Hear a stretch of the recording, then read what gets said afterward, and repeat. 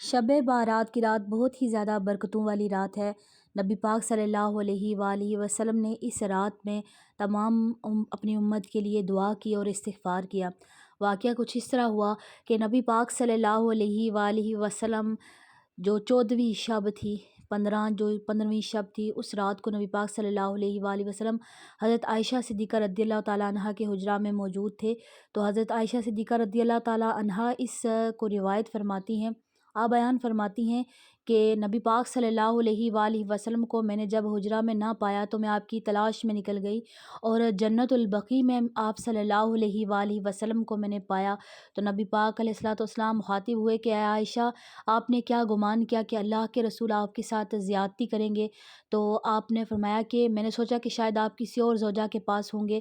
تو آپ صلی اللہ علیہ وآلہ وسلم نے فرمایا کہ نہیں، آج کی جو رات ہے یہ بڑی ہی بابرکت ہے، اور آپ علیہ الصلوۃ والسلام جنت البقیع میں بیٹھ کر وہاں پر دعا فرما رہے تھے اپنے گناہگار امت کی بخشش کے لیے اور استغفار پڑھ رہے تھے۔ اور پھر آپ علیہ الصلوۃ والسلام نے ایک اور حدیث پاک ارشاد فرمائی کہ یہ شب بارات اتنی برکتوں والی رات ہے کہ اس رات میں اللہ تبارک و تعالی قبیلہ بنی کلب کی بکریوں کے بالوں کے برابر یا اس سے بھی زیادہ اللہ پاک لوگوں کو جہنم سے آزاد فرماتا ہے، بخش دیتا ہے اللہ تبارک و تعالی۔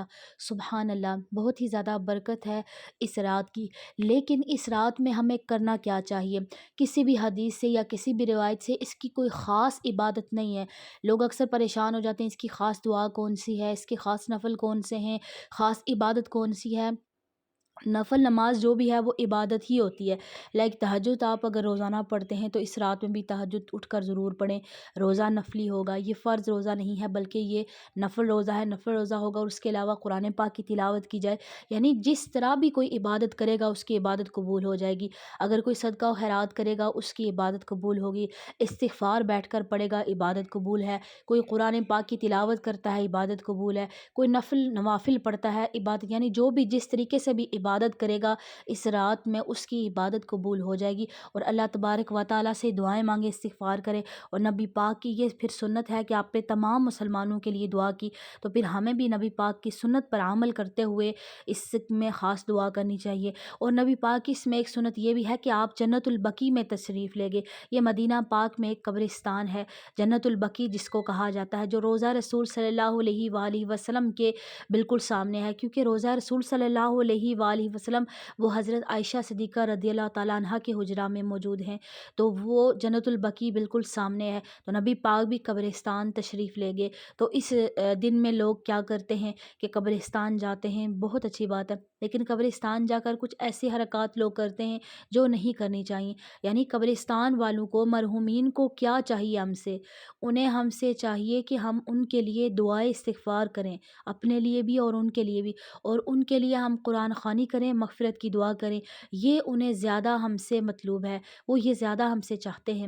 لیکن قرآن پاک کے علاوہ لوگ کیا کر رہے ہوتے ہیں؟ قبر کے اوپر پانی ڈالنا یا شربت بہانا، اس طرح کی حرکات کر رہے ہوتے ہیں۔ مرحومین کو اس چیز سے کوئی فائدہ نہیں پہنچتا۔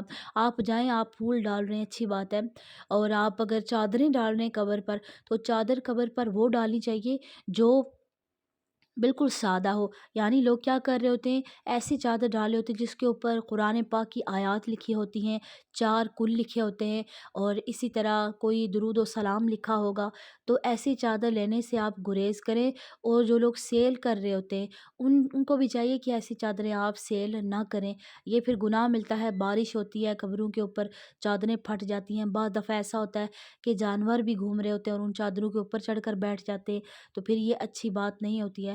قرآن پاک کی آیات لکھی ہوں تو وہ والی چادریں آپ قبر کے اوپر نہ ڈالیں، پھول ڈالیں، آپ وہاں پر اگربتیاں سلگائیں، اور اس کے علاوہ بہت ساری آپ کر سکتے ہیں۔ تو شربت بہانا، اس سے اور الٹا بلکہ مرحومین کو نقصان ہوگا، کہ اگر آپ کوئی میٹھا یا کوئی کھانے والی چیزیں وہ ڈال رہے ہیں، کیڑے مکوڑے آئیں گے تو پھر وہ قبروں کے اندر جا کر ان کو نقصان پہنچا سکتے ہیں۔ تو ایسی یہ چیزیں کرنے سے اچھا، کچھ لوگ نا وہ دیے جلا رہے ہوتے ہیں، تو یہ پرانے وقتوں سے کہ ہم نے والدین کو دیکھا وہ اس وجہ سے جلایا کرتے تھے کہ دیا جلانا، تاکہ اگر کوئی آ رہا ہے تو لوگوں کو روشنی مہیا ہو سکے۔ آپ وہاں پر بلب لگوا دیں جو آج کل کے حساب سے ہے، تو یہ دیا جلانا اور پتہ نہیں عجیب عجیب حرکات لوگ کر رہے ہوتے، تو یہ نہ کیا کریں۔ مرحومین کو چاہیے ہم جو قرآن پاک پڑھ رہے ہیں اس کا ثواب انہیں پہنچتا ہے، اس چیز کا انہیں اجر پہنچتا ہے، اور ان کے لیے جب ہم مغفرت کی دعا کرتے ہیں تو وہ ان کے لیے نور بن جاتی ہے۔ اور پھر اگر ہم یہ سنت سمجھ کر کریں گے کہ نبی پاک جنت البقیع میں تشریف لے گئے، ہم بھی اپنے مرحومین کی قبرستان پر جا رہے ہیں اور یہ نبی پاک کی سنت ہے، تو پھر اس نیت کو رکھتے ہوئے پھر ڈبل ثواب انسان کو ملتا ہے۔ لیکن اب کیا خواتین، اب دیکھیں یہ نہیں کہ عورتیں اب اٹھ کر تو قبرستان جانا شروع کر دیں، نہیں، اگر آپ جا رہی ہیں، اگر آپ کے پردے میں ایزی جا سکتی ہیں تو آپ خواتین جائیں، لیکن اگر قبرستان دوں اور وہاں پر آپ کو پتہ ہے کہ شب برات ہوگا، رش ہوگا، تو پھر بہتر ہے کہ پھر آپ نہ جائیں، بلکہ پھر آپ گھر سے ہی دعا کریں گی تو آپ کی دعا انشاءاللہ تبارک و تعالی ہو جائے گی۔ تو اس رات میں زیادہ سے زیادہ استغفار پڑھی جائے، قرآن پاک کی تلاوت کی جائے، اور صلاۃ التسبیح والی نماز ضرور پڑھی جائے انشاءاللہ تبارک و تعالی۔ صلاۃ التسبیح نماز کا کیا طریقہ ہے وہ انشاءاللہ تعالی نیکسٹ ویڈیو میں آپ کے ساتھ لازمی شیئر کروں گی۔ اگر آپ نیو ہیں تو چینل کو سبسکرائب کر لیں اور بیل آئیکن کو پریس کر دیں تاکہ ڈیلی ویڈیوز کی نوٹیفیکیشن آپ تک بآسانی پہنچ سکے۔ السلام علیکم ورحمۃ اللہ وبرکاتہ۔